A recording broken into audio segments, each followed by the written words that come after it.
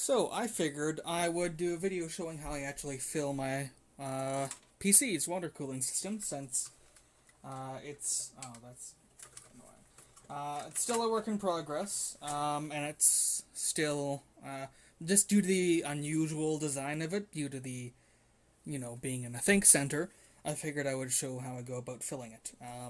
I don't have a drain port yet. I'm hoping I can maybe add one behind this plastic cover in the front, in the bottom corner. For now, for draining, I put it on its side, I pop this off, then I put on a fitting and a hose, and then I lift the whole thing up. I take the reservoir out, which means taking out the ram and the fan, and then I crack the reservoir. So it's a little less than ideal. But yeah, and so the filling routine is slightly odd as well. So basically, put it on its side, take out the plug, then you get yourself a veterinary syringe and needle. These are available at shady places, and also veterinary supply stores. And then I'm just going with distilled water. So this takes about 450 mils, I think. It's partially filled right now. I'm having some issues with a weird discoloration and whatnot. Waiting to hear back about the EK cryofuel at this point, as to whether or not something is the expiry date or manufacture date. Yeah, that I'm not sure about.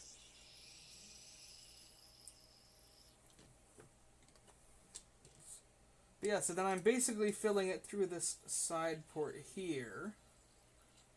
Now, filling it through the front would be easier if I had the loop set up differently, and if I go to hardline tubing, once I get an SFX power supply and an adapter to stick another 120 mil rad in the back, which I've already got there.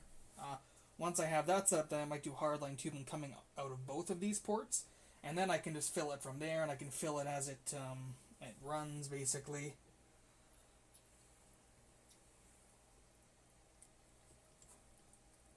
Oops. Okay. So, was not paying quite enough attention. So I did overfill a bit, but hey, that's why there is a rag here. Because usually I do have the system drained a little more before filling. I also replaced the water pump, just because the other one I had was having some issues. But I had been running that one at 12 volts directly for a while for testing. And that runs much faster than it actually does in actuality.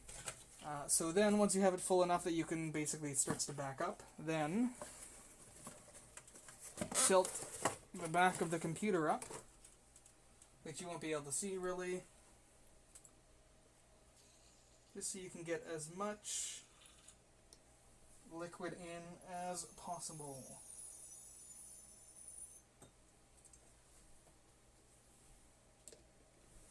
Also should probably place that drip catcher back.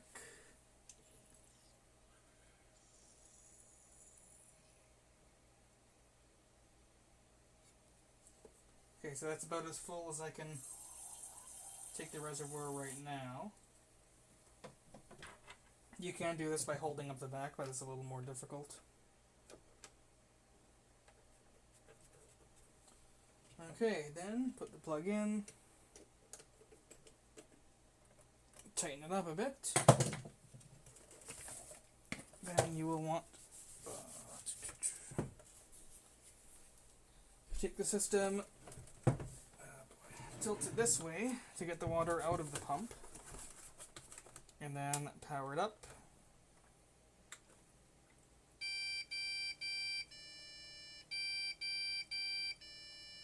Okay, and before the pump runs dry, basically do that, stop it, and then you just do this a couple times until there's not much more that you can fit in the reservoir. The way this is set up,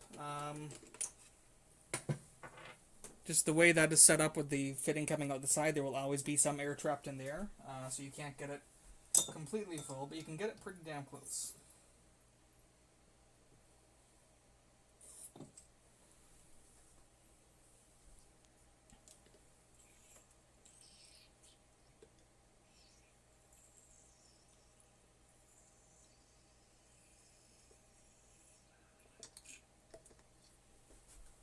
what I will do is I will move the camera so it's slightly more in my way, but then you can actually kind of see what's going on. And I need some more distilled water. So at this point it's probably only going to take another 75, 100 mils at most, depending on how much air is trapped and everything else.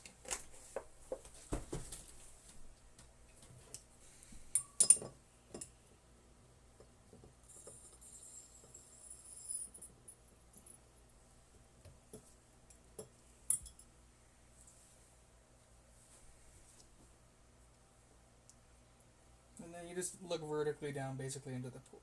And you can tell when it sort of comes up to here, that's when it's going to back up if you go any further.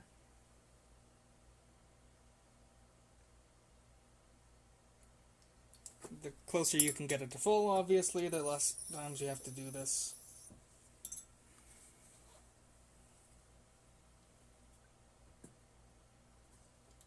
Okay, so that water is right at the edge of the threads. And you take your cap or plug, and then you drop it because you're distracted by a fan coming loose. That one is still mounted in with double-sided tape. Oh yeah, you'll also notice CPU block. I forgot to mention CPU block on here. It's freeze mod, again, same as these two radiators, the 120mm and the 240mm.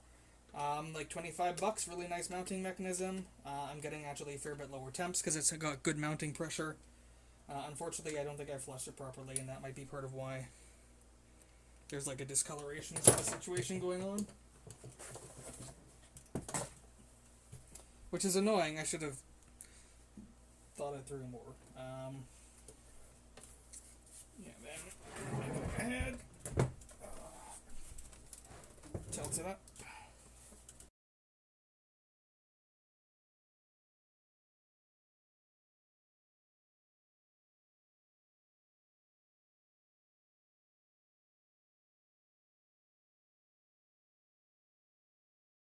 So that is the bulk of the air out of the system. And you can see we still have room for water in there. And at this point you definitely want to tilt it up, just because it is going to be right there.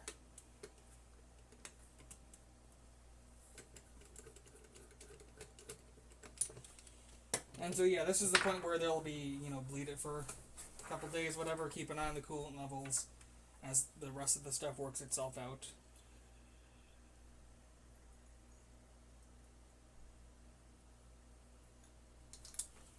And a little more.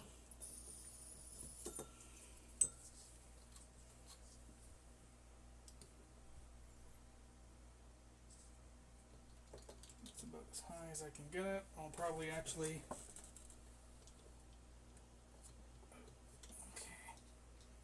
So yeah, that is as much as I can get right now, basically.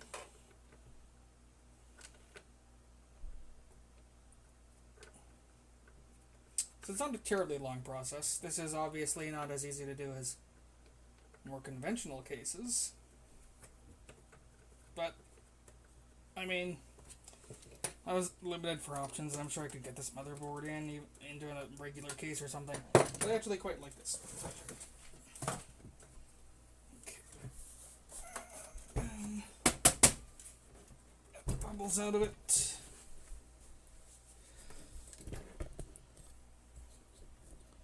And let's go ahead and drop this down a bit. Should really lower the tripod more, but yeah.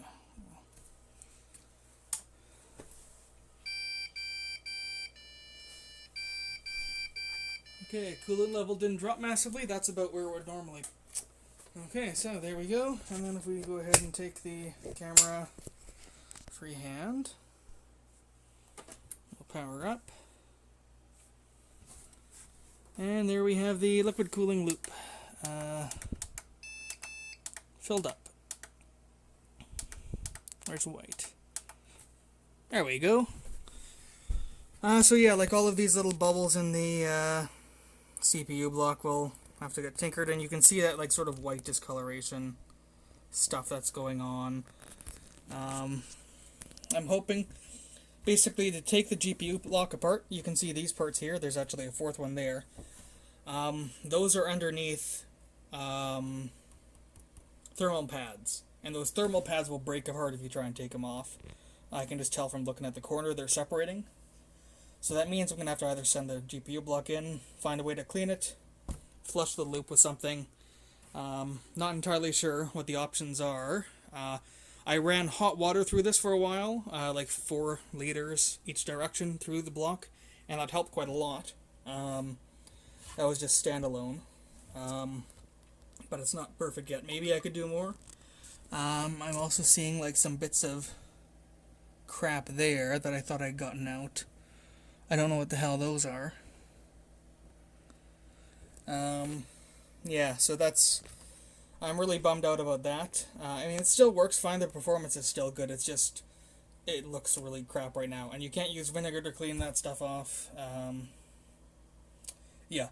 I'll have to figure out what the hell those little bits of things are and see if they want to just take this in and clean it for me.